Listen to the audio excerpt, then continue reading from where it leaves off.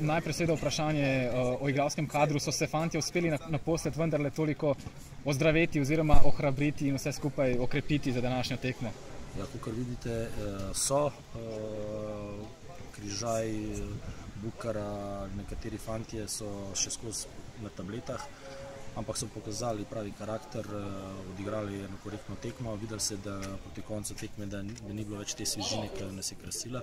Tako da sem zadovoljen s prikazano igro in čestitke fantom v današnji zmagi. Sploh je izgledalo, da je bil Triglav sploh v prvem polčasu zelo dominantna ekipa na igrišču.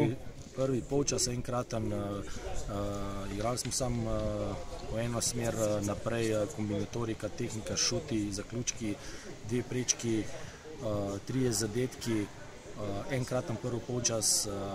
Pač rad bi povedal domačem občinstvu, da taka tekma je bila in v Tolminu prvi polčas, tako je bilo tudi v Ankaranu, ampak če dobimo kakšen gol iz kontre, se zapre in težko pa to prebiti, če so igralci višji, ampak drugi polčas sem pa nezadovoljen. Drugi polčas je bil dogovor čisto nekaj drugega, tako da za drugi polčas je minus. Za Triglav je nekako že pregovorno v zadnjih 2-3 letih, da je nekako gole dobival iz prekinitev, iz teh standardnih položajev. Danes ste dva, če se ne motim, dosegli iz standardnih položajev. Se pravi napredek tudi v tej smeri? Upam se, če vidite, objektivno so vsi fantje, vse ekipe više od nas tudi letos, krepko više, ampak veliko fantje vlagajo na treningih, trudijo se. Jaz jim srca ne morem dati, morajo dozoreti, morajo ratati čvrsti moški pravi in upam, da bo iz tekmo bolje. In to je verjetno ta visoka zmaga tudi dobra popotnica za tekmo z Dobom? Ja, dobra popotnica.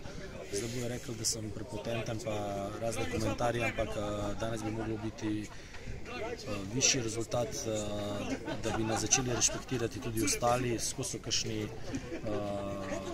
nas resno najemljajo kljub temu in zato fante opozarjam, če bomo dobro igrali, dobri rezultati, visoki rezultati, nas bodo tudi začeli respektirati. Vse je na nama, moramo delati in gremo s tekmo Dob. Hvala in srečno.